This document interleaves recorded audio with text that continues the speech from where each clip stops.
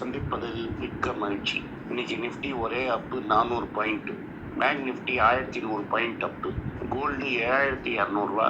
ஆக்சுவலாக நீங்கள் தேர்ஸ்டேலேன்னு பார்த்தீங்கன்னா அப்பு, ஆனால் சண்டே ஒரு நாளைக்கு மேலே 300 ரூபாய்க்கு போய் இன்னைக்கு 100 ரூபாய் இறங்கியிருக்கு. கோல்டு வந்து ஒரு வாரத்தில் மேக்ஸிமம் ஜம்பிங் தான். தட் இஸ் ஒரு வாரத்தில் லோலேருந்து ஹை போனது இதுதான் மேக்ஸிமம். 2024 ஈவன் கோல்டு 30% ஏறி இருக்கு. மோஸ்ட் இம்பார்ட்டன்ட் நியூஸ் என்னன்னா, சென்ட்ரல் பேங்க்கும் வாங்க ஆரம்பிச்சிட்டாங்க. ஸோ கோல்டோட கீழே விழுறதுங்கிறது லிமிட்டெடு, வேலை போகிறது தான் ஜாஸ்தி. ரிசர்வ் பேங்கே வந்து 29 மார்ச்லேருந்து 5 அக்டோபர் வரைக்கும் வந்து கோல்டு ரிசர்வ் ஏறி இருக்கு. ஏன்னா கோல்டு ப்ரைஸ் ஏறி இருக்கு. ஆர்பிஐயும் கொஞ்சம் கோல்டு வாங்கியிருக்காங்க. சைனா, ரஷ்யா நிறையவே கோல்டு வாங்கியிருக்காங்க. இது இன்னைக்கு கோல்டோட செய்தி. என்ன சொல்றாங்கன்னா, நாங்கள் வந்து இந்த லோ எண்டில் கொடுத்து நிறைய ப்ராப்ளம் இருக்குது, அதனால நாங்கள் ரொம்ப நாளாக கொடுக்கல. இப்போ நாங்கள் பெரிய கார்பரேட் பின்னாடி போனால் அவங்க ரேட்ஸ் கம்ப்ளீட் பண்ணணும், எங்களால் கம்ப்ளீட் பண்ண முடியாது.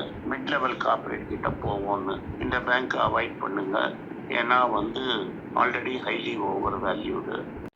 இன்னைக்கு ஜொமேட்டோ 7% மேலே ஏறி இருந்தது. ஏன்னா அது சென்செக்ஸ்குள்ளே போயிருக்கு, ஜேஎஸ்டபிள்யூ வெளில போயிருக்கு.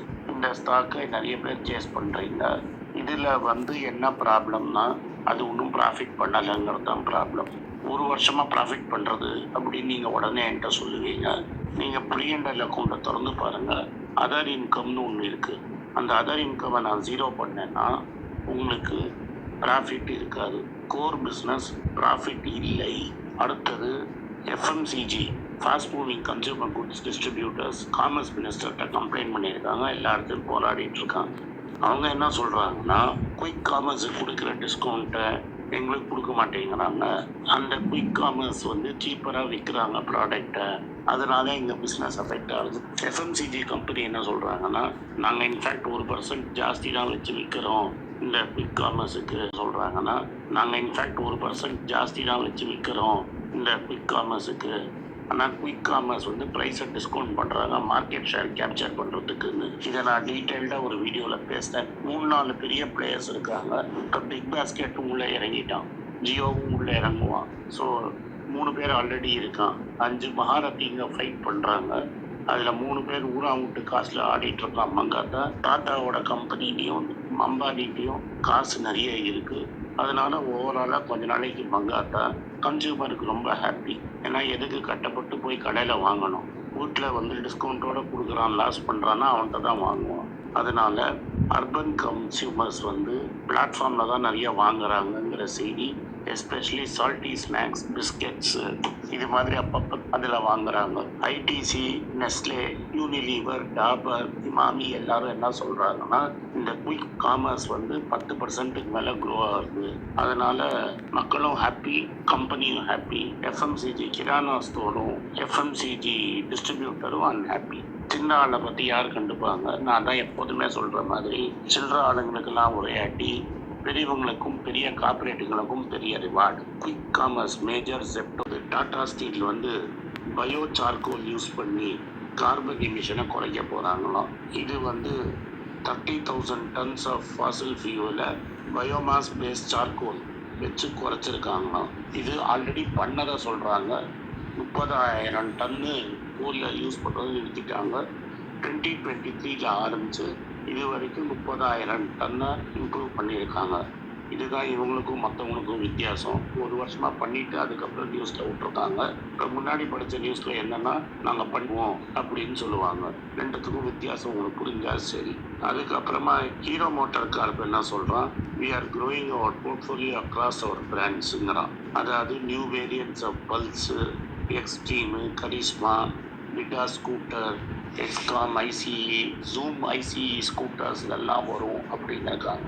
90 ஏத்தரையும் வாங்கி வச்சிருக்கிறான். இதில் நிறைய எனர்ஜி கம்பெனி ஒன்று இருக்குது, ஃபைனான்ஸ் கம்பெனி ஒன்று இருக்குது, அதுக்கப்புறம் இந்த பூட்டெல்லாம் பண்ணுறதுக்கு ஹைடெக் கம்பெனி ஒன்று இருக்குது. இது மாதிரி பல கம்பெனிகள் இருக்குது. அதனால் நீங்கள் ஹீரோ மோட்டார் கார் கீழே இறங்கி டிஸ்கவுண்ட்டில் கிடச்சா சிஇன்னு விசில் ஊதுறோம், நீங்கள் வந்து ஹாக்கி எடுத்துட்டு ஓடுங்க, இப்போதைக்கு ஓடாதீங்க. ஓலா எலக்ட்ரிக் எல்லாம் சரியாக போயிடுச்சு, கவர்மெண்ட்லாம் ஆக்ஷனே எடுக்காது, இன்வெஸ்டிகேட் பண்ணிகிட்டே இருக்கும். ஒரு கஸ்டமர் என்ன பண்ணிட்டோம், ஸ்கூட்டரை வந்து சுற்றியால் அடிச்சிடலாம்.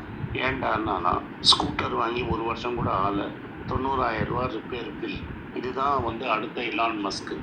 இந்தியாவில் தான் இது மாதிரி எலான் மஸ்கெல்லாம் கண்டுபிடிப்பாங்க. மார்க்கெட்டில் 157 ரூபாய்க்கெல்லாம் ஷேரை கொண்டு போவாங்க. ஃபோட்டோ போடுறேன், நீங்களே பார்த்துக்கோங்க. அடுத்த விஷயம் என்னென்னா, எல்லா டூ வீலர் கம்பெனிகளும் R&Dயில் குறைச்சிருக்காங்க. ஏன்னா சேல்ஸ் எடுத்த லெவலில் ஃபாஸ்ட்டாக போகாதனால புதுசாக R&D போடுறது கஷ்டம். மெயினாக டூ வீலர் எலக்ட்ரிக் செக்மெண்ட்டில். இன்னும் இது மார்க்கெட் அடாப்ஷன் ஜாஸ்தி ஆச்சுன்னா Ather and hero, TVS, Bajaj, Honda இவங்க தான் மெயினாக சர்வைவ் ஆவாங்க. மற்றதெல்லாம் டாட்டா சொல்லிடும். இதனால தான் நம்ம கிரீஸ் காட்டனை பற்றி இந்த சேனலில் பேசவே இல்லை.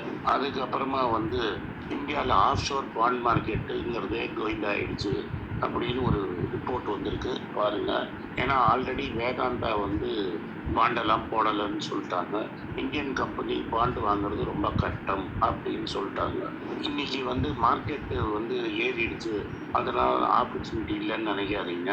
மார்க்கெட்டுக்கும் நம்மளோட இன்வெஸ்ட்மெண்ட் ஸ்டைலுக்கும் சம்மந்தமே கிடையாது. டாக்டர் ரெட்டி வேல்யூவில் தான் இருக்குது. மார்க்கெட் ஏறிடுச்சுனால அது வேல்யூ போயிடுச்சுன்னு அர்த்தம் கிடையாது. கர்நாடகா பேங்க்கும் இருக்குது, இண்டஸ்இண்ட் பேங்க்கும் இருக்குது, டாடா மோட்டார்ஸும் இருக்குது, நாட்கோ எல்லாமே வேல்யூவில் இருக்குது. அதனால் கன்சிடர் பண்ணணும்னு நினச்சிங்கன்னா கன்சிடர் பண்ணலாம்.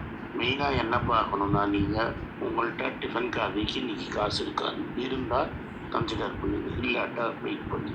மார்க்கெட் ஏறிடுச்சுன்னு கன்சிடர் பண்ணாமல் இருக்காதீங்க.